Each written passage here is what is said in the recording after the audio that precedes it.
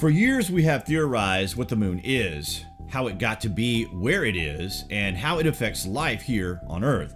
Needless to say, the moon is essential to life here on Earth, right? It is mentioned all throughout history, across every civilization. Why? Because it's there. It has tantalized humankind with intrigue and mystery. Could life have once lived on the moon? And if so, is there structures left behind for us to find? The idea that the moon has always been there is one we take for granted.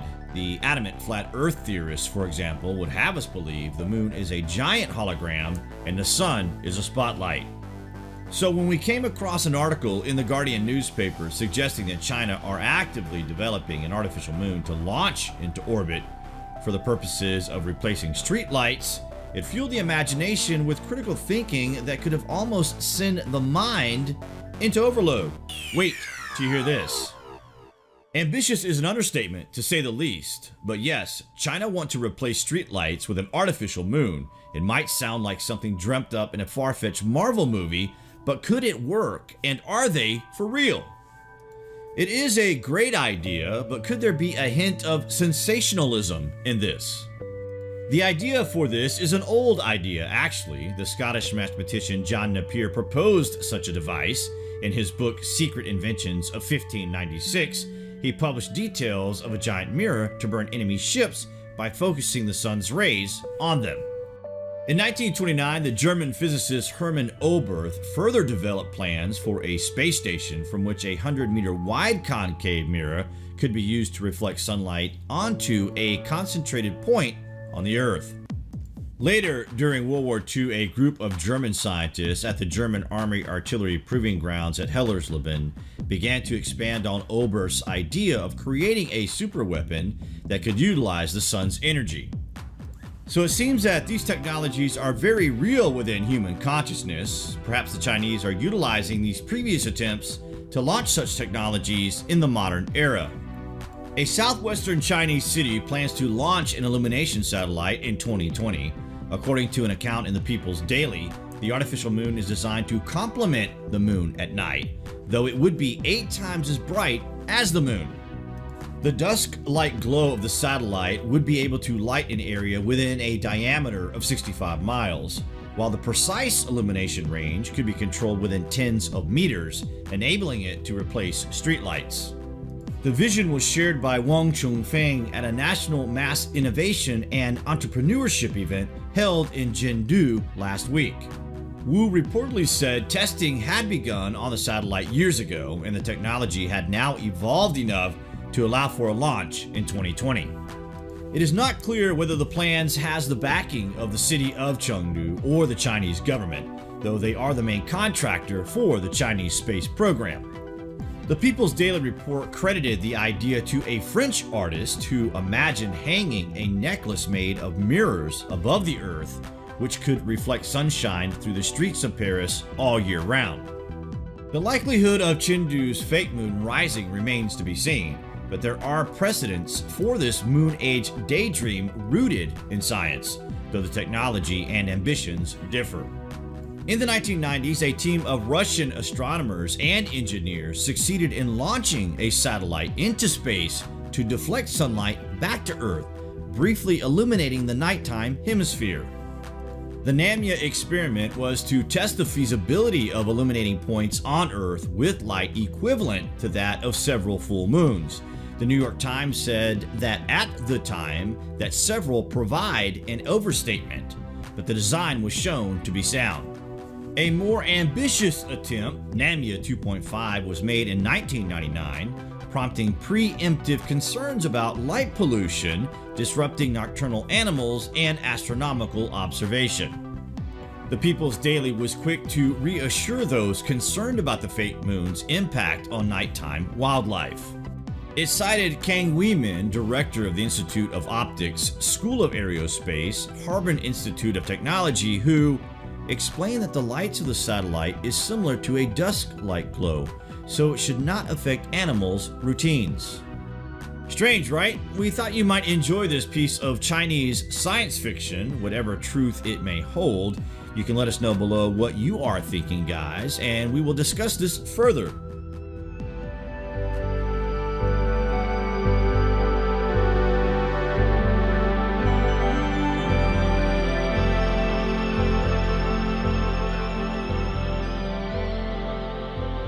When I was a little girl, I remember standing in my yard almost every night, staring into the sky at a small red dot called Mars. I thought about what I learned in science class, about the robots that humans sent to study and explore Mars. They were pretty limited in how far they could travel along its surface, but the information they sent back transformed that red dot into an entire world. They revealed evidence of water on Mars from long ago and found organic compounds, the chemical building blocks of life, which suggested that it had possibly once been the home of tiny creatures. The most recent robot they sent in the 2020s continued in the search for evidence of past life on Mars, but it also had another goal: to help pave the way for the first generation of humans to land on Mars. Now I am one of those humans.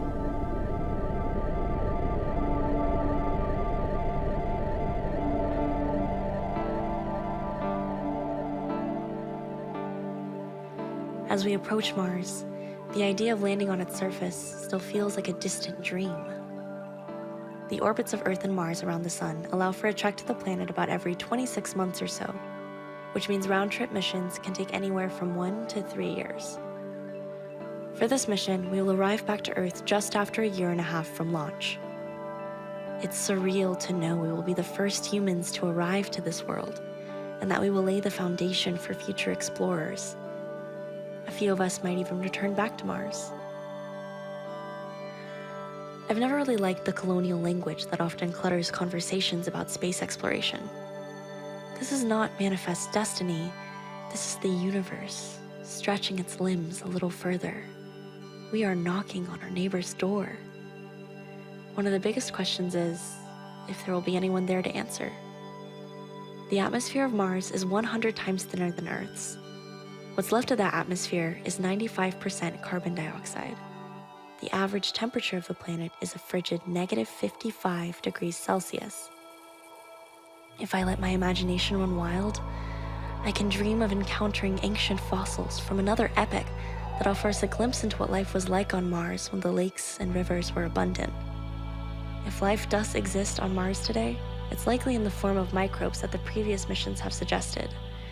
Tiny Martians scattered across the clay and soil on its surface. If we do discover life, we will know that the red point of light in our sky is living. How many other points of light might illuminate a kaleidoscope of life hidden in the sky? If there's life on Mars, I believe we should do nothing to disturb that life. But if we arrive at a barren world, we ourselves might learn to become its creatures, slowly breathing life into the planet until that breath becomes its very atmosphere. Will we have learned from the harm we've caused to the Earth? Sometime soon, I will find myself in a strange position. I will look into the night sky, but that red point of light that I love so much will have vanished. Instead, a blue point of light will glimmer above me, delicately suspended among countless other twinkling lights. And as I look at that blue point of light, I will be looking at the home of every human being in the universe. And I will hope that someone, perhaps even a few people, will be looking up at that red point of light in their sky. And in that moment, we will see each other across the solar system. And I will say, hello.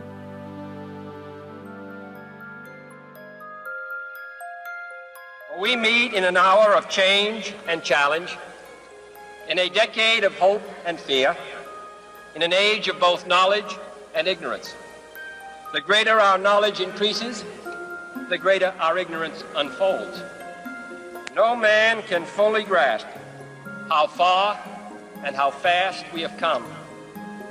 but condense, if you will, the 50,000 years of man's recorded history in a time span of but a half a century.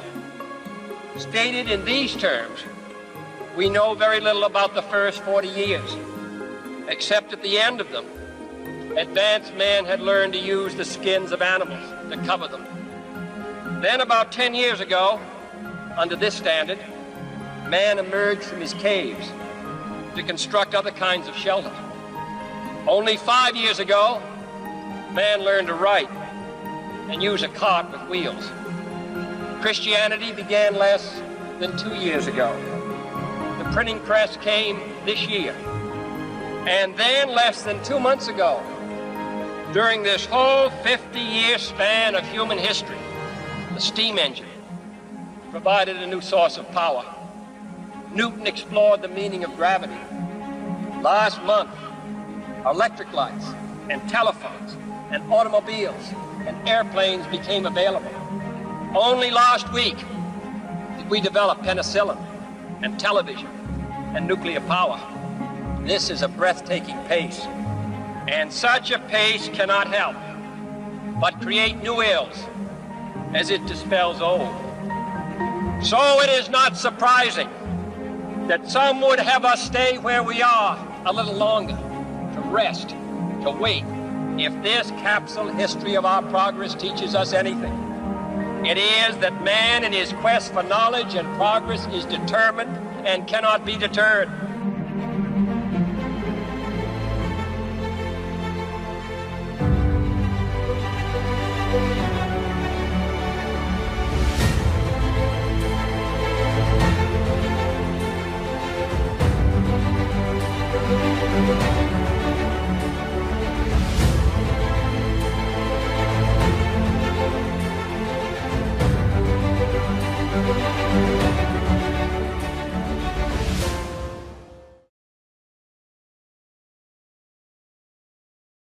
Rusty Hunt, the flight director, announced earlier that NVM Sequence 2 would be running soon. That is the flash sequence, the beginning of the science sampling sequence that governs the remainder of the observation. All stations flight mark, 60 seconds to Centaur impact. We start of NVM Sequence 2. We've just started Sequence 2. This is flash mode now. This will run from 1 minute prior to impact. Flight payload confirm Sequence 2 start. Through 3 seconds after the expected impact. We'll then switch to curtain mode, which will last for 3 minutes, and then the final minute before the shepherding spacecraft impact will be called Flight, crater this mode. Is science. Please change NIR1 to OPR9. Over.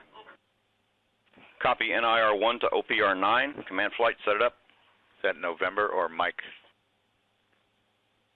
November. Science flight confirm that's November. IR. We are, the science team is now communicating to the flight team to adjust some camera levels. Science flight confirm near infrared, November, correct? On confirm.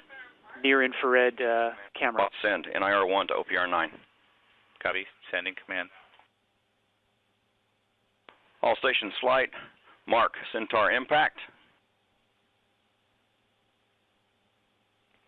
That was an announcement by the flight director that the Centaur impact should have... Flight payload confirm receipt of command, over.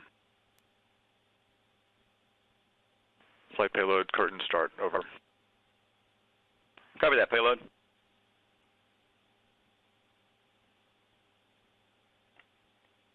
We should be looking for some signs of the impact on the leftmost part of the... Standing by with mid-infrared changes. The left side of the shadow, right below the dimpled crater on the larger crater rim.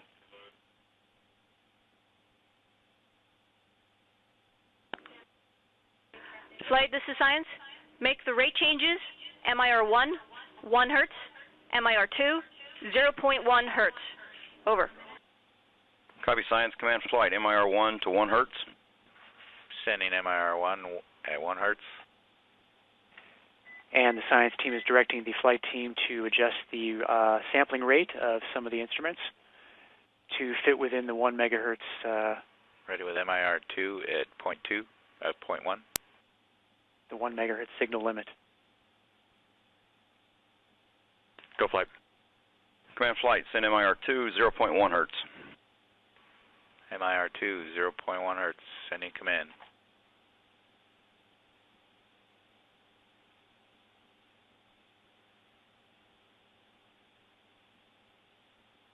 Flight confirm receipt of command, over. Copy that, payload.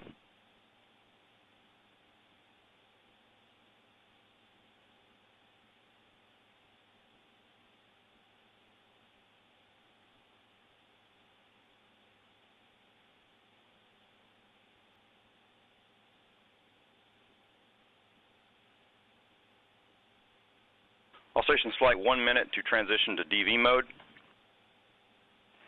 Transition to DV mode, which is Delta V mode, actually is a control mode for the spacecraft. It allows us to slew much more quickly, to continue pointing at this suspected Centaur impact point, even though the shepherding spacecraft will be impacting a couple of kilometers away. This is the last minute before the shepherding spacecraft also impacts the surface of the moon, and the last minutes of flight.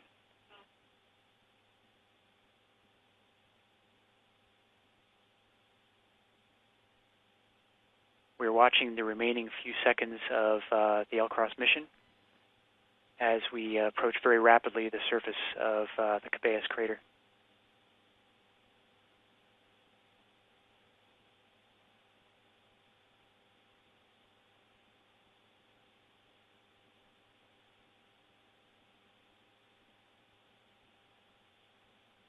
Mark, transition to DV mode.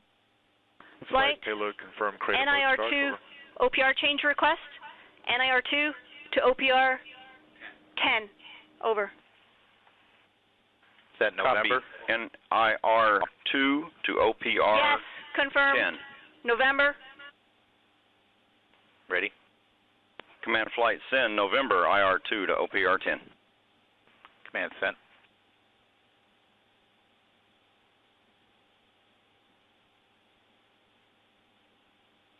Flight payload confirm receipt of command. Copy, payload.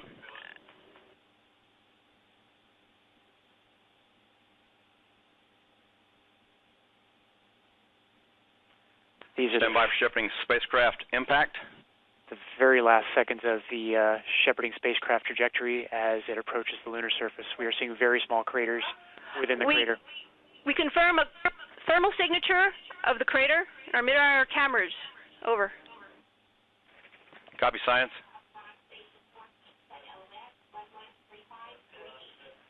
We just All stations received flight, shepherding spacecraft impact. Stations report LOS. the ground stations at Goldstone just reported Last a packet, termination of telemetry. 11:35.054 seconds. The shepherding spacecraft has hit the surface of the moon, and this marks the end of the L-Cross flight mission.